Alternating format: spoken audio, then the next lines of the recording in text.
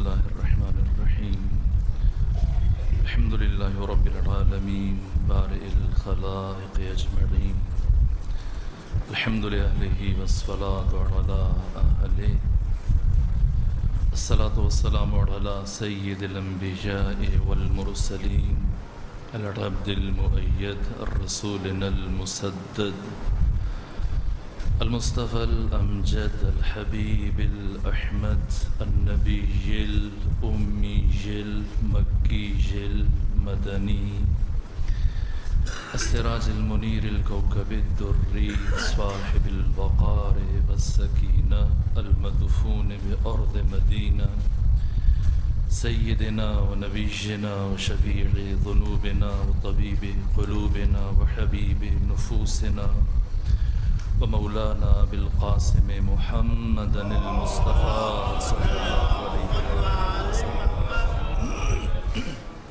وأهل بيته الأطيبين الأطهرين الأنجبين المعصومين المظلومين ورحمة الله على أحبابهم وأصحابهم وشيعتهم ومحبيهم ومواليهم أجمعين ولعنة الله على أعدائهم ومنكري فضائلهم وغاصبي حقوقهم من جمع عداوتهم إلى الآن ومن الآن إلى قيام يوم الدين وبعد يوم الدين أما بعد فقد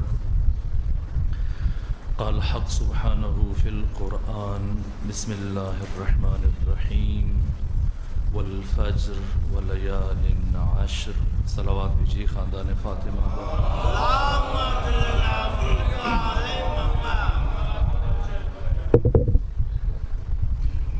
وجود مبارک شہید مظلوم حضرت مسلم بن عقیل علیہ السلام کی جانگداز شہادت کی امام زمانہ کی بارگاہ میں اور آپ مومنین کی خدمت میں تعزیت پیش کرتا ہوں۔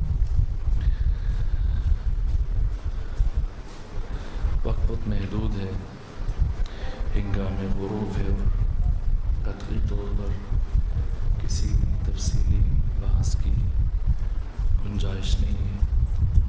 میں نے تورکاً سورہ مبارکہ فجر کی پہلی 2 آیتوں کی تلاوت کا شرف حاصل کیا۔ سورہ مبارکہ فجر 99 نمبر سورہ ہے قرآن کا۔ اس کے بعد سورہ بلد ہے 90 اور اس کے بعد سورہ شمس ہے جس کا عدد نمبر 91 ہے۔ سورہ مبارکہ فجر 30 آیتوں پر مشتمل ہے اور اس سورہ کی پہلی 4 آیتوں میں اللہ نے 5 قسمیں اٹھائی ہیں۔ سورہ مبارکہ شمس کے بعد سب سے زیادہ قسمیں جس سورہ میں پروردگار نے اٹھائی ہیں یہ سورہ فجر ہے اور اس کا آغاز بھی لفظ فجر سے ہوا۔ فرمایا والفجر، مجھے فجر کی قسم۔ قلت وقت کے باعث اب میں فجر کا مفہوم، فجر کا معنی اور فجر کی مصادیق عرض نہیں کروں گا، بعد کی فرصتوں میں جب جب توفیق حاصل ہوگی عرض کروں گا۔ اس کے بعد جو دوسری قسم ہے پروردگار نے فرمایا وَلَيَالٍ عَشْرٍ، مجھے 10 راتوں کی قسم۔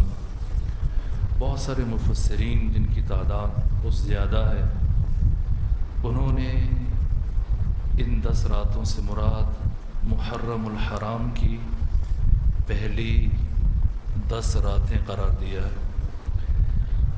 اور کچھ مفسرین ہیں کہ جنہوں نے ان 10 راتوں سے مراد انہی ایام کی ماہ ذی الحج کی پہلی 10 راتیں، جب جناب موسیٰ کلیم پہلے 10 دن کے لیے کوہ طور تشریف لے گئے، حق تعالیٰ سے مناجات کی، عبادت و بندگی اور راز و نیاز، اور اس کے بعد پھر 10 راتوں کا اضافہ ہوا، تیسری مرتبہ پھر 10 راتوں کا اضافہ ہوا، اور چوتھے مرحلے میں یہ 10 راتیں، بہت سارے مفسرین ہیں جو یہ کہتے ہیں کہ لیال عشر سے مراد ذی الحج کی پہلی 10 راتیں ہیں۔ اب یہ محرم کی 10 راتیں ہوں یا ذی الحج کی پہلی 10 راتیں ہوں، بہرحال چونکہ شہید مطہری جیسے محقق نے بھی یہ روایت بیان کی ہے حماسہ حسینی میں، کہا کہ امام صادق نے ابو بصیر سے فرمایا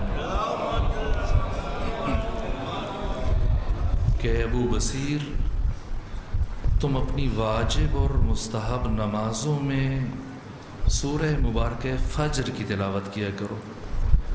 ابو بصیر نے استفسار کیا، فرزند رسول کیا راز ہے کہ میں سورہ فجر کی تلاوت کروں؟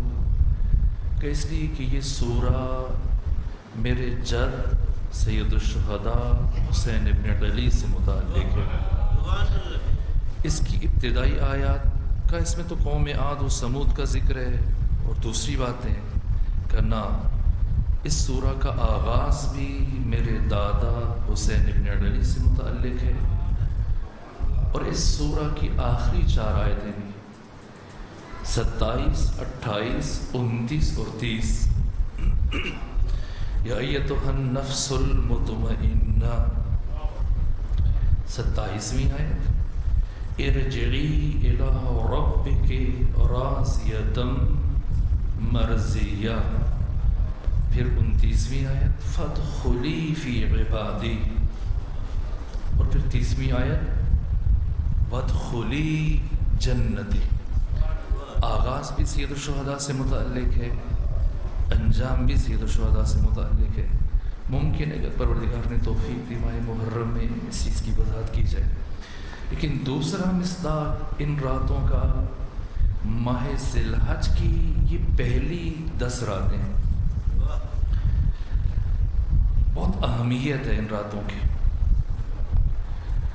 یہاں تک کہ یہ جو آپ عید مناتے ہیں، یعنی کل روز عید قربان ہے جسے آپ بڑی عید کہتے ہیں، مجھے نہیں معلوم چھوٹی عید اور بڑی عید کا پیمانہ کیا ہے، شاید پاکستان چونکہ مادہ پرستی کا عنصر ہے پاک و ہند میں، اس لیے وہاں چھوٹا جانور ذبح کرتے ہیں، مرغ وغیرہ تو اسے چھوٹی، اور اب بڑے جانور مسلمان ذبح کرتے ہیں، شاید اسے بڑی عید، مجھے نہیں معلوم۔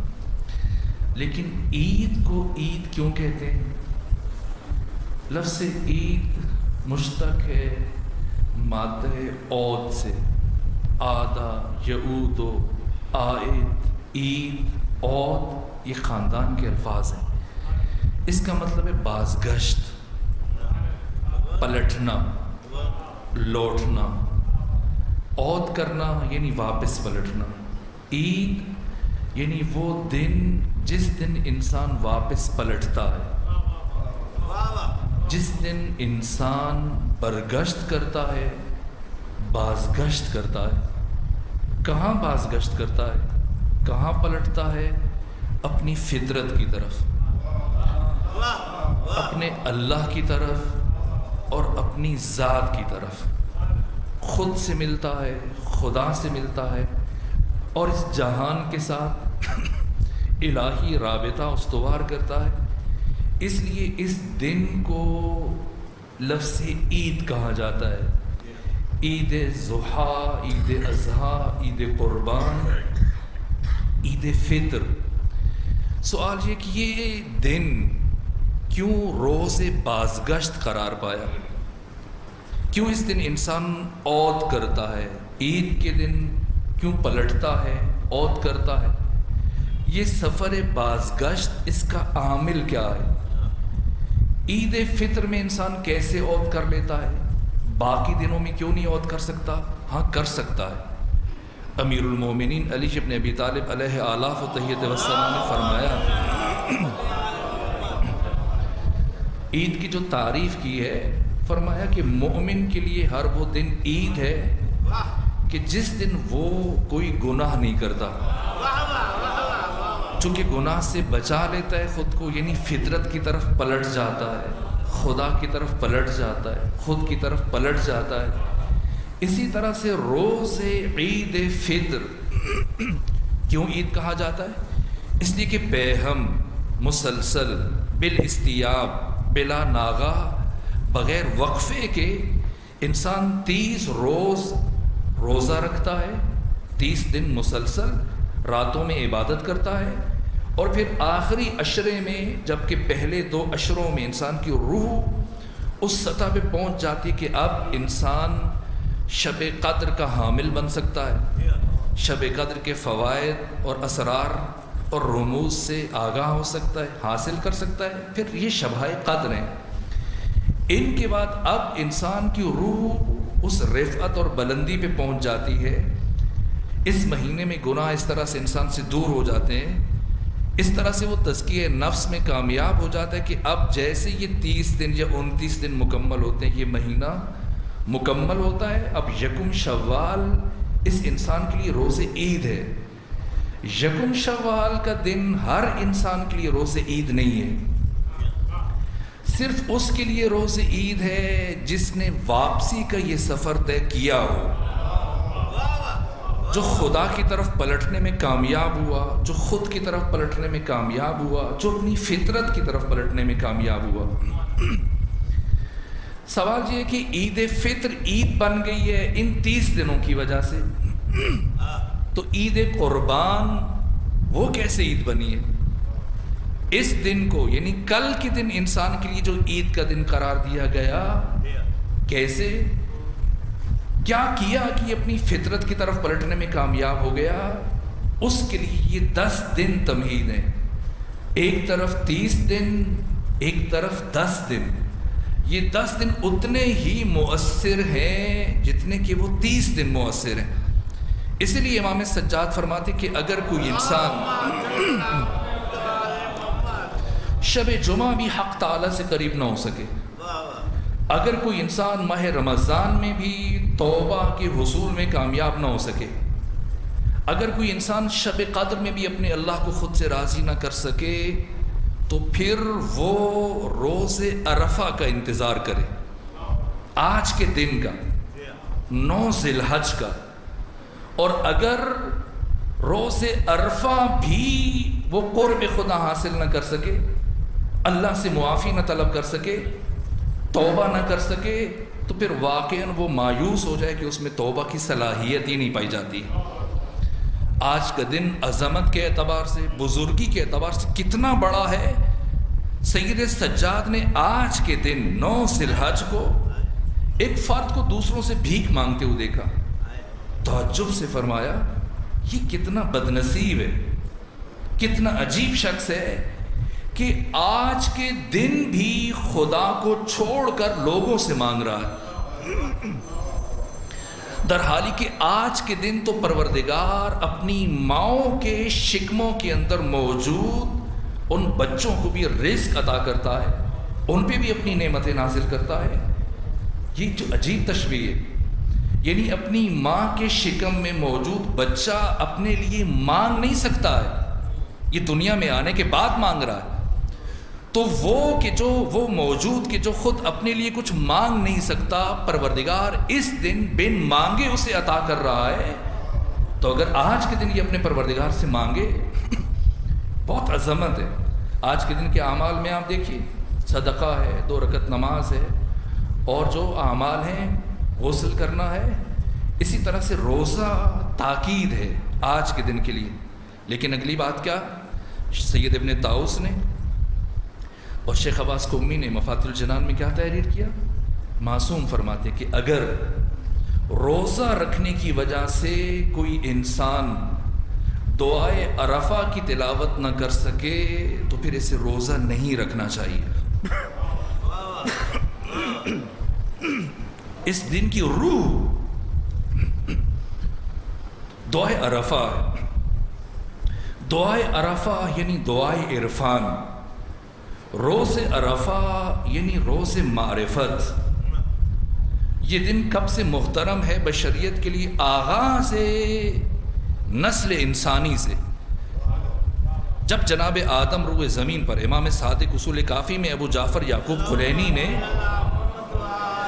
جب آدم اترے تو سال کے 40 دن کوہ صفا پہ رک کر عبادت کیا کرتے تھے، لیکن اس کے باوجود غمگین رہتے تھے، حزین رہتے تھے، دکھی رہتے تھے۔ ایک مرتبہ جبرائیل امین نازل ہوئے، کہا آدم کیوں دکھی رہتے ہیں، کیوں ملول رہتے ہیں، رنجور رہتے ہیں؟ نے کہا کہ کیوں نہ رنجور رہوں جب کہ میں قرب خدا سے محروم رہ گیا، مجھے قرب خدا حاصل تھا لیکن اب اپنے اللہ سے دور ہوں۔ کہا نہ، اگر چاہو تو زمین پر رہ کر اپنے اللہ کا قرب حاصل کر سکتے ہو۔ اس عید کا نام عید قربان ہے، قربانی کی وجہ سے نہیں، قرب کی وجہ سے۔ یہ جو آیت آپ قربانی کے ضمن پڑھتے ہیں کہ خدا کو نہ گوشت پہنچتا ہے نہ خون، تقویٰ پہنچتا ہے خدا تک۔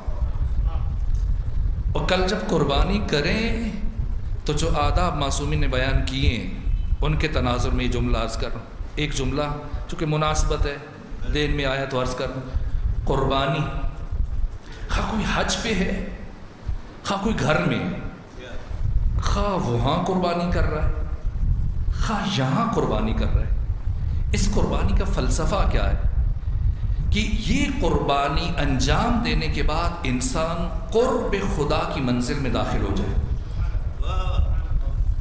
ورنہ پچھلے عرصے میں ایک بحث اٹھی کہ سعودی عرب میں اتنی تعداد میں جو لاکھوں دمبے اور بکرے ذبح کیے جاتے ہیں، اونٹ ذبح کیے جاتے ہیں، نہر کیے جاتے ہیں، اتنا گوشت جو ضائع ہوتا ہے، تو انسان اپنے گھر میں جا کے بعد میں گوشت، تو تمام فقہا نے یہ فتویٰ دیا کہ نہ، اس قربانی کو آپ التوا میں نہیں ڈال سکتے کہ بعد میں گھروں میں جا کے، نہ یہیں قربانی کرنی ہے، تب حج مکمل ہوگا۔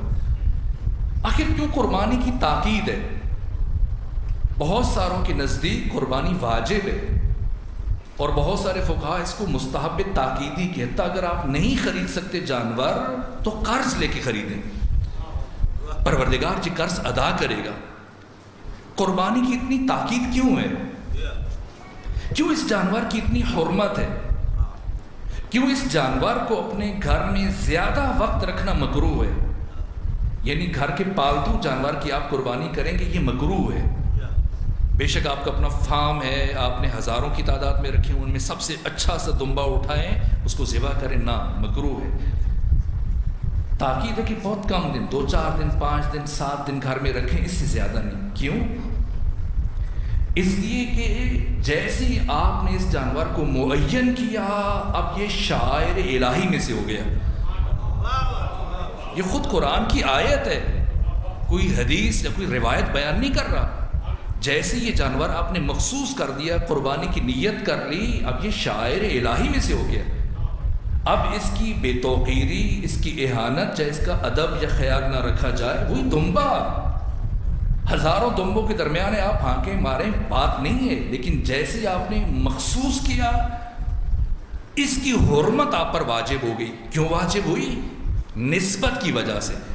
بے عین ہی یہ گھوڑا ہزاروں گھوڑوں کے درمیان ہے، اس کی کوئی حیثیت نہیں ہے، جب لیکن ان ہزاروں میں سے نکال کر جیسے اسے آپ امام حسین کی شبیہ قرار دیتے ہیں، اس کی حرمت، اس کا احترام واجب ہو جاتا ہے، اس لیے کہ اب یہ شاعر الہی میں شامل ہے۔ زیادہ دن گھر میں رکھنا کیوں مکروہ ہے گھر کے پالتو؟ اس لیے کہ آپ اس کی حرمت کا خیال نہیں رکھ سکیں گے۔ چونکہ حرمت کا خیال رکھنا، اس لیے کم سے کم وقت گھر میں ٹھہرائیے۔ کیسے قربانی کرنی ہے؟ صرف ایک ادب، چونکہ دن ہے اور کل کے دن آپ قربانی کریں گے، یہ ایک جملہ عرض کر کے آگے بڑھو۔ سید نے مجھ سے خواہش کی تھی دعائے عرفہ، اور وہ میں متن بھی اپنے ساتھ لے کے آیا کہ کچھ وضاحت کروں، کچھ شرح بیان کروں، لیکن جو توفیق ہوگی میں عرض کروں گا۔ بس ایک جملہ عرض کر کے آگے بڑھو۔ قربانی کا فلسفہ جو معصومین نے بیان کیا ہے، خدا کو گوشت نہیں پہنچتا ہے، قرآن کی آیت ہے، نہ خون پہنچتا ہے، تقویٰ پہنچتا ہے۔ تقویٰ کیسے پہنچتا ہے؟ جب قربانی کرتے ہوئے انسان یہ نیت کرے، یہ ادب ہے قربانی کا۔ چونکہ شاید ہی آپ میں سے کوئی ایسا فرد ہو کہ کل کے دن قربانی نہ کرے، شاید 90-95% افراد یہ کام کریں گے، لیکن یہ کہ خود قربانی کریں، یا جب قصاب قربانی کرنے لگا ہے تو چھری کے اوپر ہاتھ رکھیں۔ نیت کیا رکھنی ہے؟ کس نیت سے؟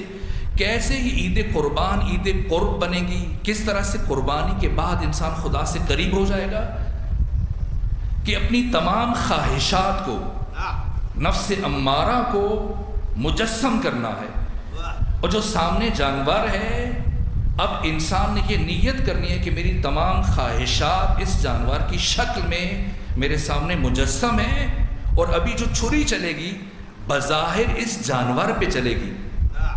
اللہ کو جناب اسماعیل کی قربانی مطلوب نہیں تھی، جناب ابراہیم کی نیت مطلوب تھی۔ اسی درجے پہ پروردگار دیکھنا چاہ رہا تھا، اور جناب ابراہیم کامیاب ہوئے۔ قربانی کے بعد نیت یہ اپنی تمام خواہشات کو، نفس امارہ کو مجسم کیا، اور اب چھری چلاتے ہو یہ نیت کہ ابھی اس لمحے میں قرب خدا کے لیے اپنی تمام خواہشات کے اوپر، نفس امارہ کے اوپر چھری پھیرنے لگا ہوں، اور چھری پھر جانے کے بعد بھی اگر نفسانی خواہشات باقی رہ جائیں اور انسان اسی مقام پہ کھڑا رہ جائے، اس کا مطلب وہ قربانی میں کامیاب نہیں ہوا ہے، یہ قرب خدا کی منزل میں داخل نہیں ہوا ہے۔ اس کے لیے عید قربان نہیں ہے، سرے سے عید نہیں ہے، سرے سے اس نے سفر نہیں کیا۔ عید قربان سفر بازگشت ہے۔ کیسے سفر بازگشت بنتا ہے؟ ماہ رمضان کے 30 دن ان کی ریاست و عبادت، بندگی و دعا انسان کو اس مرحلے میں لے کے آتی ہے، اور یہ 10 دن ذی الحج کے، ان کی راتیں، یہ ایام اتنے اہم ہیں، اور پھر ان میں سے اہم ترین آج کا دن، اور آج کے دن میں سے اہم ترین دعائے عرفہ ہے۔ دعائے عرفہ یعنی دعائے معرفت۔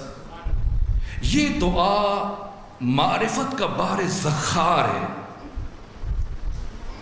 شاید اتنی عظیم دعا، بڑی بڑی دعائیں، دعائے کمیل ہے، دعائے جوشن کبیر، دعائے جوشن صغیر، اور کتنی دعائیں آپ پڑھتے ہیں، لیکن دعائے عرفہ کی انفرادیت علامہ تقی جعفری، جنہیں اس عصر کا بو علی سینہ کہا جاتا ہے، انہوں نے جو شرح تحریر کی ہے دعائے عرفہ کی، اور آغاز میں جو کلمات درج کی ہیں، ہمیں وقت نہیں کہ میں بیان کر سکتا۔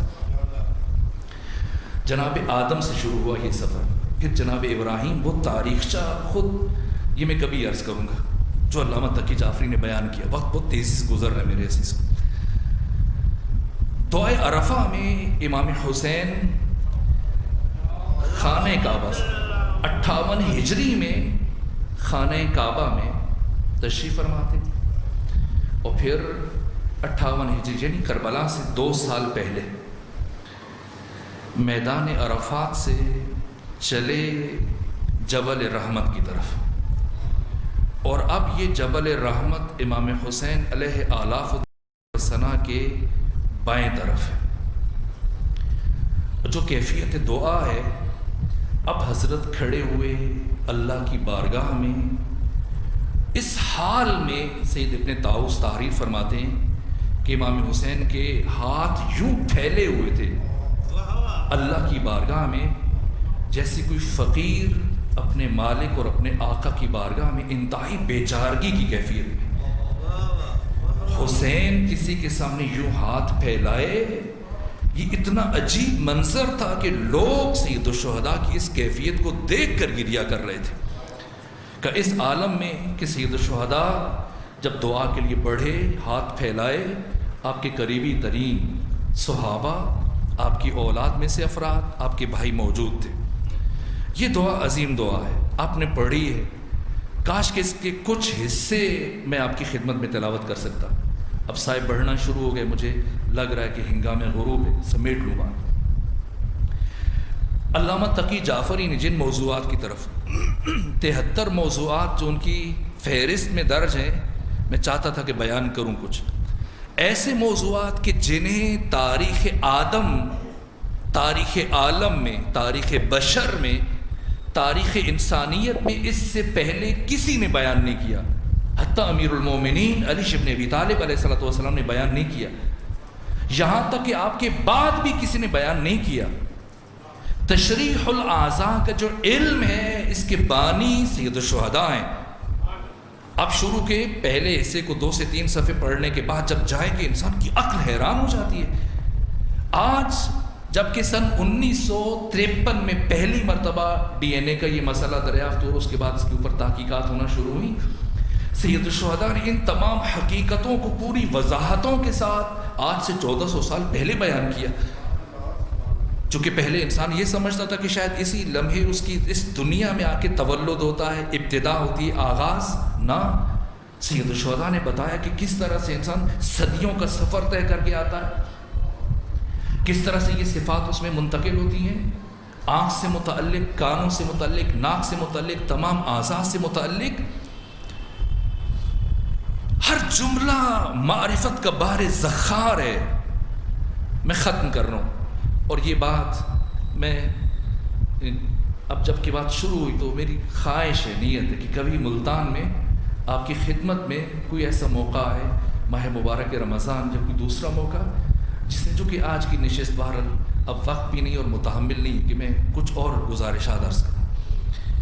ایسے ایسے پہلو، اتنی دقتیں، اتنی خوبصورتیں. اردو میں بہت افسوس ہوتا ہے کہ جتنے بھی میں نے 2-4 ترجمے اٹھائے، کوئی ایک ترجمہ بھی اس لائق نہیں ہے کہ جو اس کی نمائندگی کر سکتے، ترجمانی کر پا. اچھے لفظ ہیں، اتنی خودداری ایک ایک جملے میں اظہار ہوتا ہے. اور دعائے عرفہ کی حکمت و فلسفہ میں عرض کروں گا، لیکن بس یہ جملے پہ اب ختم کر رہا ہوں.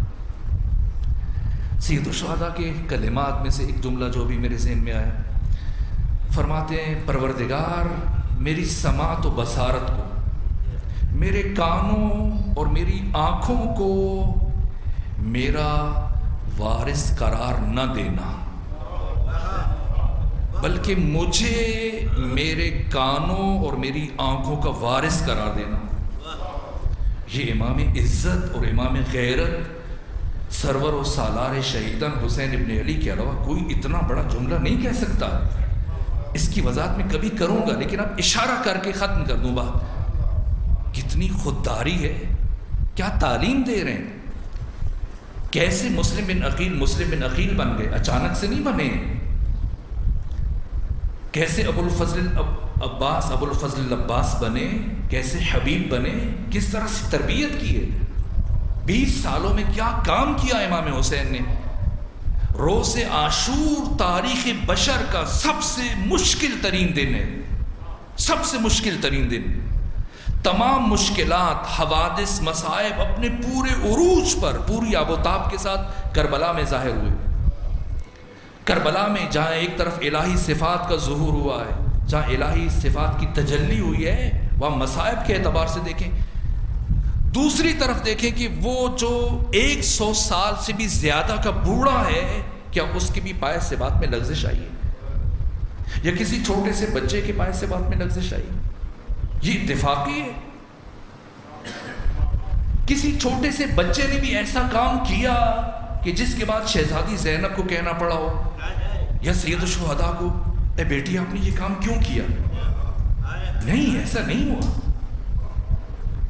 یہاں تک کہ ایسے بھی نہیں ہوا کہ امام حسین یا شہزادی زینب نے کسی بچے یا بچی کو، یا کسی صحابی کو، کسی عزیز کو، اپنی اولاد بھتیجوں میں سے کسی کو سمجھایا اور بٹھا کے کہ ایسے کرنا، ایسے نہ کرنا. ڈھونڈیے تاریخ کربلا میں ایسی کوئی بات نہیں. یہ معمولی بات ہے. 4 برس کی بچی،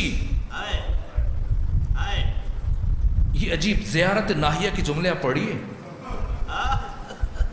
ہم کہنا آسان ہے، تماچے لگے، لیکن امام زمانہ نے لفظ تماچے نہیں، عجیب تشبیہ دی ہے کہ میرا سلام ہو اس 4 برس کی بچی پر جس کے رخساروں کی رنگت کربلا سے لے کر شام تک مسلسل تبدیل ہوتی رہی. اس کا مطلب یہ سفر ناقابل فہم ہے. سکینہ نے یہ سفر کیسے طے کیا؟ کائنات کا مشکل ترین سفر طے کرنے کے بعد حسین کی 4 برس کی بیٹی، سارے راستے میں کوئی کمزوری ظاہر ہو ممکن نہیں ہے. مشکل ترین مرحلہ کیا تھا؟ جب شام میں داخل ہونا تھا. یعنی سب کے دل دہل رہے تھے. یزید کے دربار میں بے مقنع و چادر جانا. اس لمحے سیدہ سکینہ کا کردار بہت عجیب ہے، بہت عجیب ہے. رکا جب یہ قافلہ شام شہر داخل ہونے سے پہلے رسول اسلام کے 11 صحابہ کرام ہیں جن کا تعلق شام سے ہے، ان میں سے ایک یہ آیا قافلے کے قریب. اب اس میں جرت نہیں ہوئی، پہچان جب تعارف ہو چکا کہ خانوادہ عصمت و طہارت ہے، کسی بڑے کے پاس جانے کی، خواتین مخدرات عصمت و طہارت کے پاس جانے کی ہمت نہیں ہوئی. دیکھا جو بچی ہے چلو ان سے بات کر لو تاکہ وہ بڑوں کو پیغام دیں. سیدہ سکینہ کے پاس آئے یہ صحابی جناب سعد اور کہا کہ میری طرف سے جا کے اپنی بڑی خواتین کو پیغام دیں کہ مجھے پتہ چلا ہے کہ آپ کا تعلق خاندان رسالت مآب سے ہے، میں چاہتا ہوں کہ پردیس میں اس مشکل وقت میں آپ کی کچھ خدمت کر سکوں. بتائیے میں آپ کی کس کام آ سکتا ہوں؟ عجیب جملہ کہا. یہ نہیں کہا کہ اچھا میں پوچھ کے آتی ہوں، یہ معرفت ہے جناب سکینہ کی. کیا یہ دفعتاً ایسے ہوا؟ نہ، سید الشہداء نے اپنی نسلوں کو، ان افراد کو، ان شخصیات کو، بچوں کو، بڑوں کو ان 20 سالوں میں اتنا تیار کیا ہے کہ اب روح حسینی ہر فرد میں منتقل کر دی. خواہ وہ بچہ ہی کیوں نہ ہو، وہ 4 برس کی بچی ہی کیوں نہ ہو.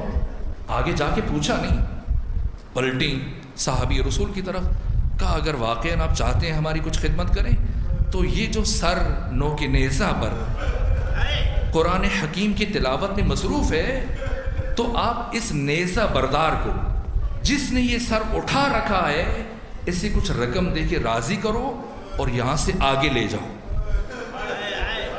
ہم خواتین سے دور لے جاؤ، آگے لے جاؤ. کون کہہ رہا؟ کون کہہ رہا یہ جملہ؟ سکینہ بنت الحسین. کون سکینہ؟ جو حسین ابن علی کے سینے کا تعویذ ہے، اپنے بابا کے سینے پہ سونے والی. جس سکینہ کا اپنے بابا حسین کے ساتھ وہی تعلق ہے جو مچھلی کا پانی کے ساتھ ہے، جس کی سب سے بڑی خواہش ہے کہ بابا کا چہرہ نگاہوں کے سامنے ٹکا رہے تاکہ مسلسل زیارت کر سکے. اگر کوئی خدمت کی خواہش کر رہا ہے تو کیا خواہش بیان کی؟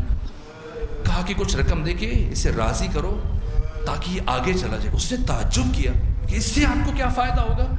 کھانا نہیں مانگا ہے، پانی نہیں مانگا، کسی اور آسائش اور کسی بات کا مطالبہ نہیں کیا کہ رقم دے کے اس سر کے آگے چلے جانے سے آپ کو کیا فائدہ ہوگا. یہ بصیرت سکینہ ہے. کیا جواب دیا؟ کہ اس لیے کہ یہ سر میرے بابا سید الشہداء حسین ابن علی کا ہے، اور سب کو پتہ ہے کہ کربلا میں اس فوج کے سردار میرے بابا تھے جنہوں نے یزید کے خلاف قیام کیا.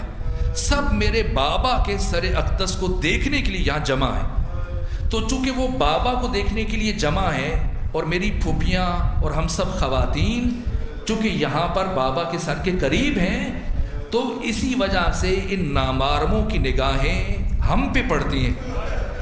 میں یہ چاہتی ہوں کہ کسی طرح سے بابا کا سر آگے چلا جائے تاکہ ہم، میری پھوپھیاں، میری مائیں، میں نامحرموں کی نگاہوں کی تازیانوں سے بچ سکیں.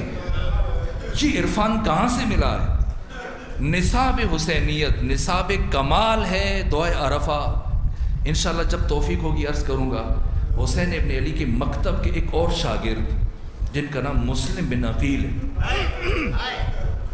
جن کی آج مظلومانہ شہادت ہے. مسلم بن عقیل قرآنی اعتبار سے اور تاریخی اعتبار سے تاریخ اسلامی کی بے مثال اور بے نظیر شخصیت کے حامل ہے. حسین ابن علی نے تاریخ بشر کا جو جاویدان نصاب، جو ابدی نصاب تحریر کرنا ہے، اس کی تمہید لکھ رہے ہیں. کس کی شکل میں؟ مسلم بن عقیل کی شکل میں. یعنی مسلم بن عقیل وہ شخصیت ہے جسے حسین ابن علی نے اپنے قیام کا عمود قرار دیا ہے. یہ جن ستونوں کے ساتھ آپ ٹیک لگا کے بیٹھے ہیں وہ قدیم ہے امام بارگاہ. آج کل مسئلہ سرا سے شاید ستون ہو. اس ستون کا فلسفہ کیا ہے؟ عمود کسے کہتے ہیں؟ عمود خیمے کے اندر وہ ڈنڈا جس کے اوپر پورا خیمہ استوار ہوتا ہے. زیارت میں جو الفاظ مسلم بن عقیل کے لیے استعمال ہوئے ہیں، یعنی خیام حسینی کا عمود،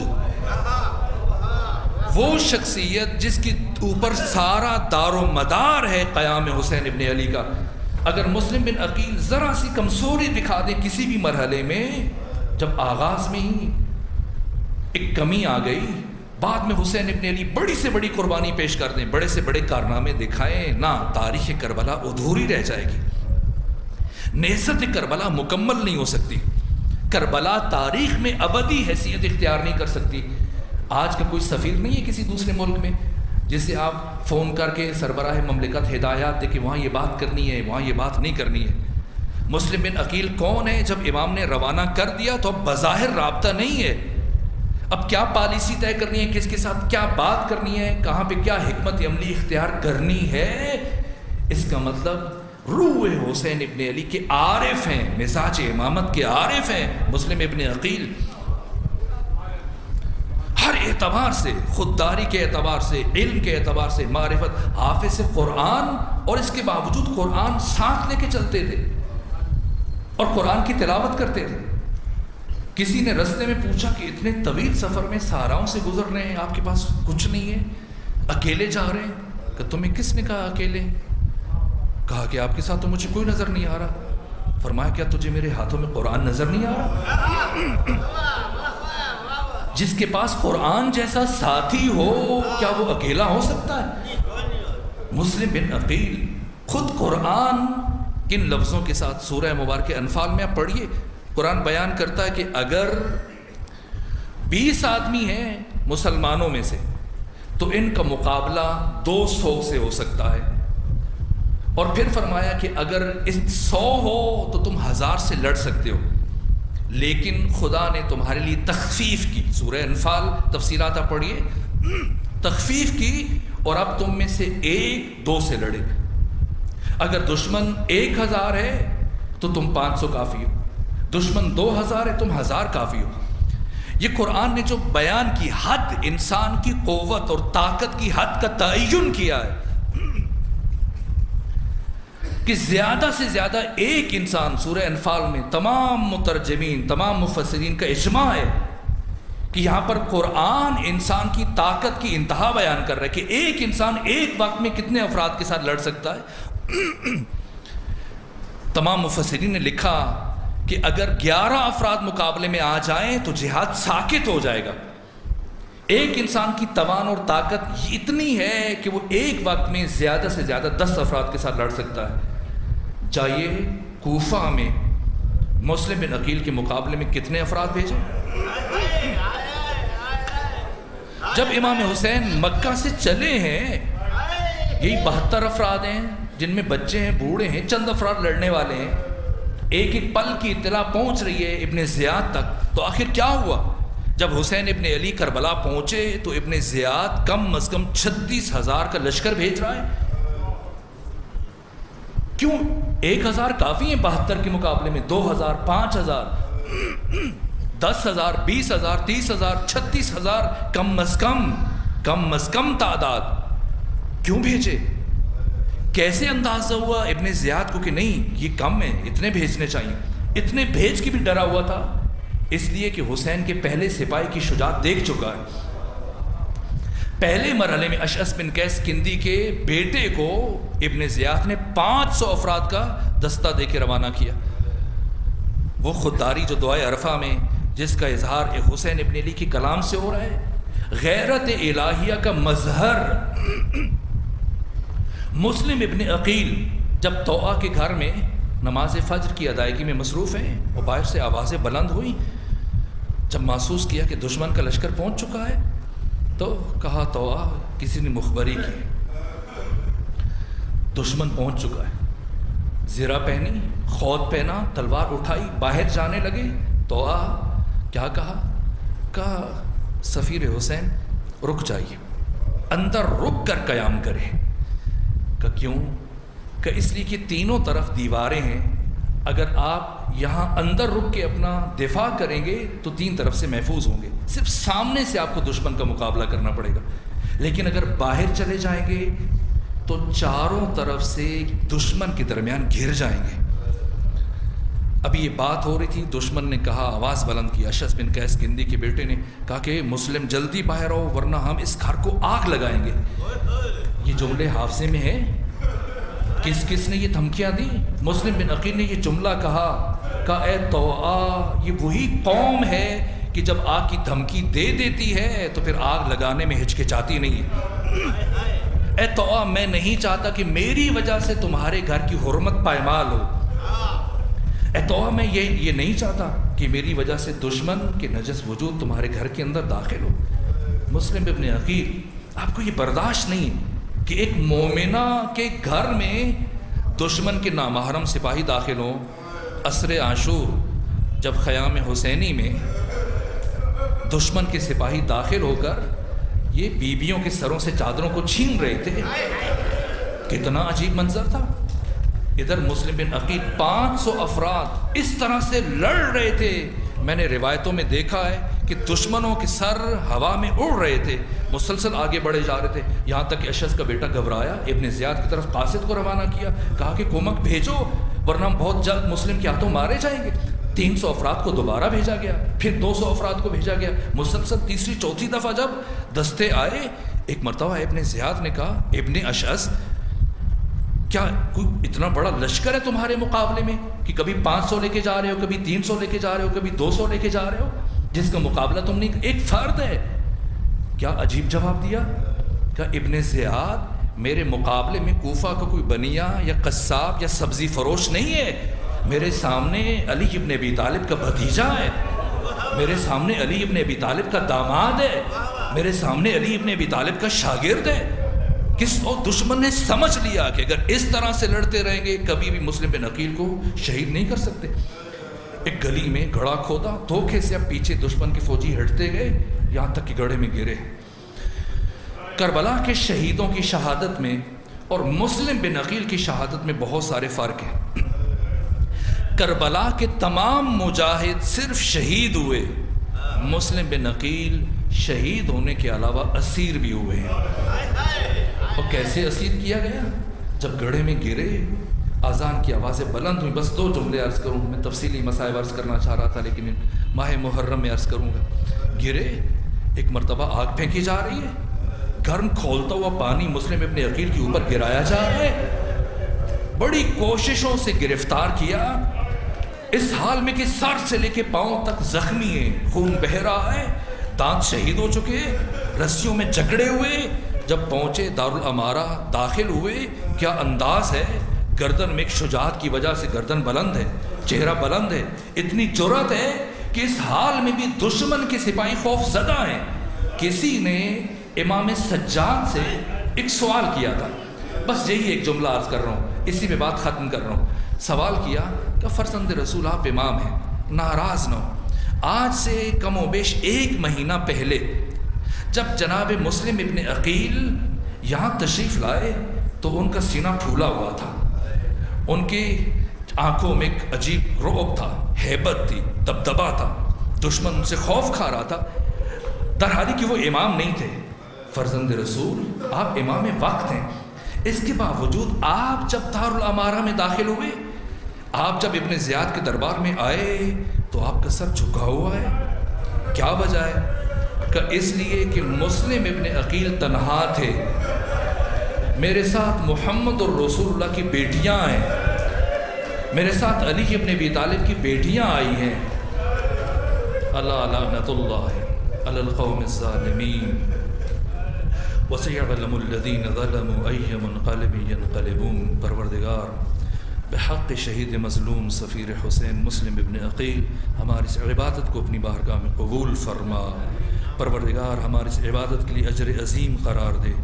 پروردگار آج کے اس بڑے دن میں، آج کے اس عظیم دن میں ہم سب کو گناہوں کی قید سے رہائی عطا فرما، ہم سب کو نعمت تقوی عطا فرما، ہم سب کو مکتب حسین ابن علی کا حقیقی شاگرد اور آپ کے مکتب کا پاسدار بننے کی توفیق عطا فرما۔ پروردگار ہم سب کو فرزند حسین امام زمانہ کی معرفت نصیب فرما۔ پروردگار جو مریض ہیں انہیں شفا عطا فرما، جو تنگ دست ہیں ان کی تنگ دستی دور فرما، جو پریشان حال ہیں ان کی پریشانیوں کو دور فرما، جو بے اولاد ہیں پروردگار انہیں اولاد عطا فرما۔ بالخصوص پروردگار امام زمانہ کے سپاہیوں کی حفاظت فرما، وہ سپاہی کی جو شام میں ثانیہ زہرا کے حرم و حرمت کے دفاع میں مصروف ہیں، ان سب کو کامیابیاں نصیب فرما، تمام دعاؤں کو مستجاب فرما۔ التماس ہے کہ مخدوم راجو صاحب اور اس کے علاوہ جتنے بھی آپ کے جملہ مومنین مومنات مرحوم ہو چکے شہداء اسلام اور جن کا کوئی فاتحہ پڑھنے والا نہیں، سب کی ارواح طیبہ کی صالح ثواب کے لیے سورہ فاتحہ کی تلاوت کریں۔